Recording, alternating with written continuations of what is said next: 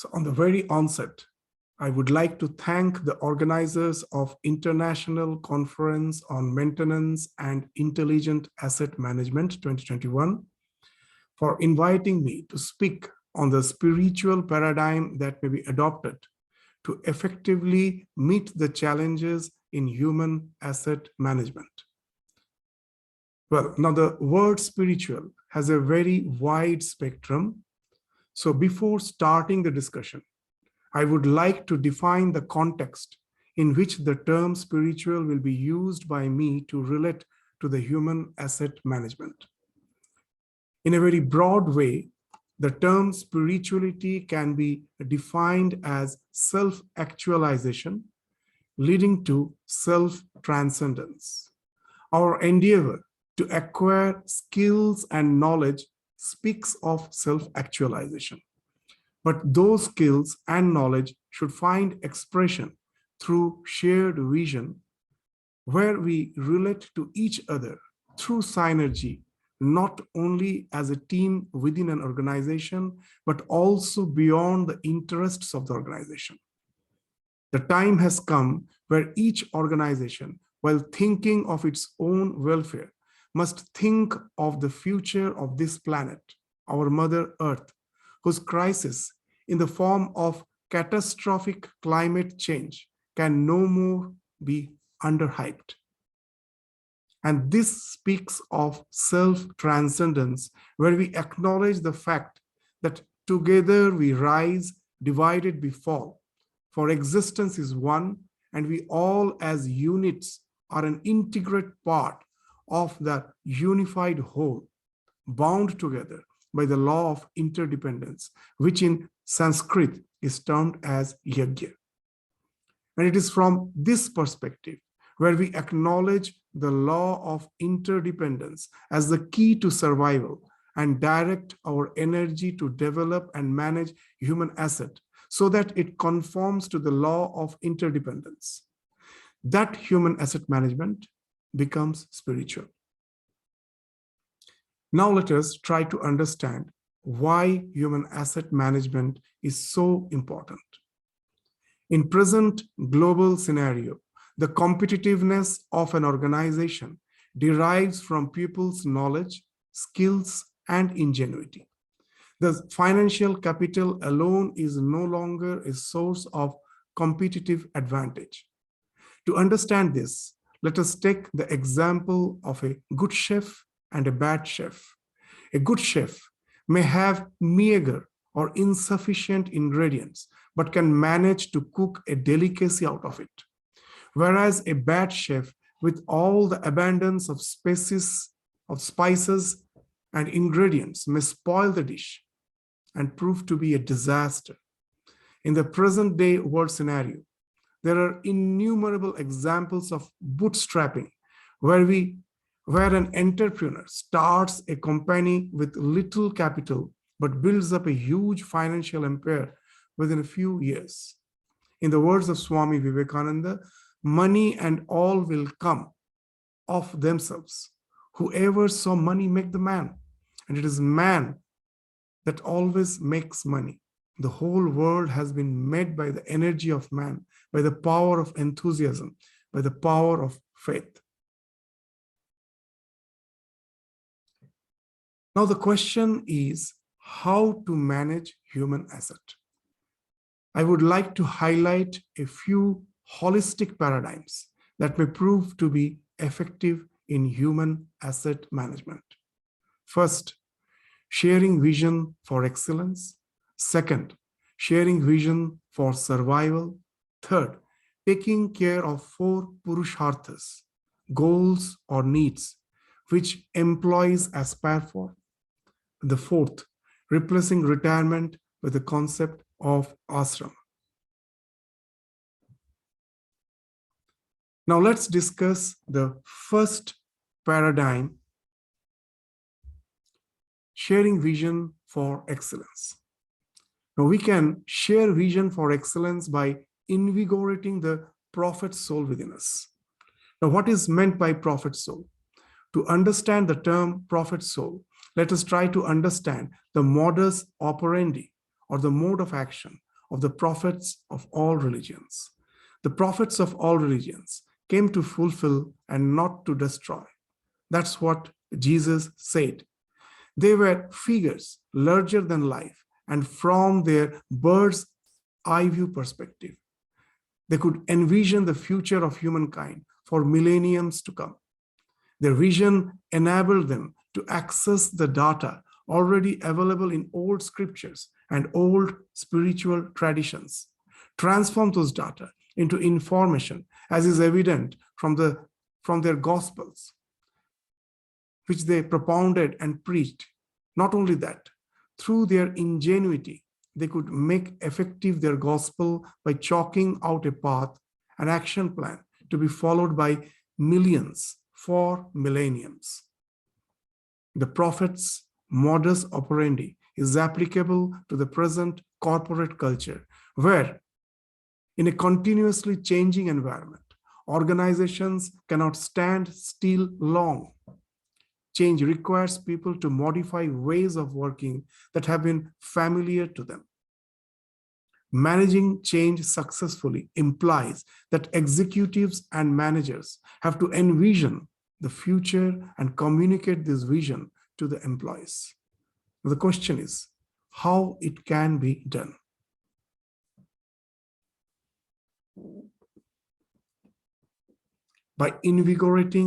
It can be done by invigorating the prophet soul innate in all of us.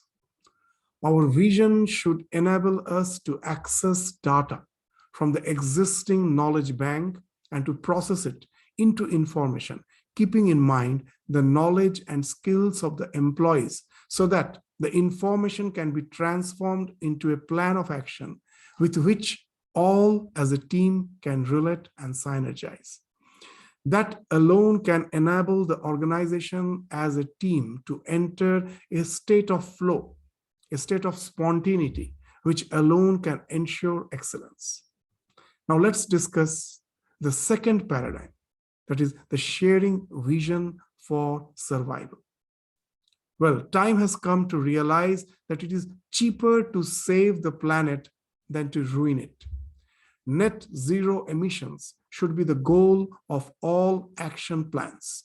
Our vision should not be restricted to the interest of the organization, but should include the ecological well-being of the entire planet. There should be effective action plan to solve the climate crisis, as indicated by John Dwyer in his book, Speed and Scale. All action plans should give priority to the 6 emergency strategies. The first, electrify transportation, no more hydrocarbon fuels. Second, decarbonize the grid with solar, wind, and nuclear power. Third, fix food systems by eating less meat and dairy products. Fourth, protect nature by stopping deforestation, protecting oceans, peatlands, and grasslands. Fifth, clean up industry.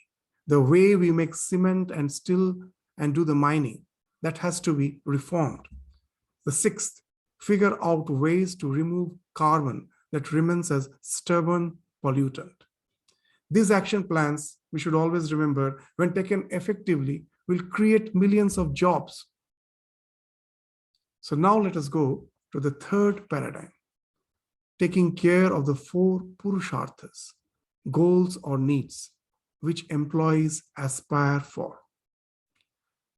Not only organizations' collective vision, along with that, the 4 Purusharthas, which means the goals and needs of the employees, must be taken care of. Now, what are the 4 Purusharthas? Well, in the Vedic tradition, the 4 Purusharthas are Dharma, Artha, Kama, Moksha. What do they mean? Dharma means virtues or values, which in present work scenario means soft skills. Artha means wealth or financial well-being. Kama means legitimate pleasures. Here in reference to the present work scenario, it can refer to the recreations, entertainments, and optimum facilities. Moksha, though traditionally means liberation, in the work scenario context, it may mean to diffuse our egocentric awareness for distressing ourselves to ensure our psychological well-being. Well, in present work scenario, these four needs are essential for the overall well-being of the employees, and they must be taken care of. Just let us discuss a bit elaborately on these four Purusharthas.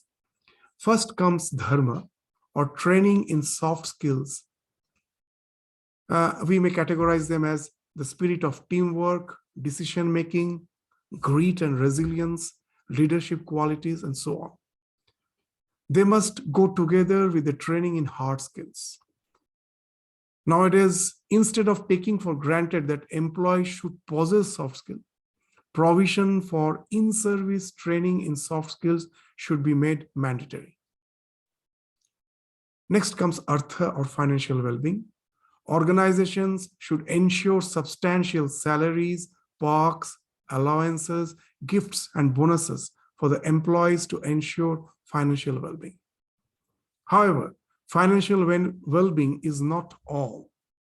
Karma, or legitimate scope for leisure, recreation, and entertainment should also be taken into consideration. And again, as nowadays, both men and women are working, so there is no one at home to take care of all the household duties 24/7.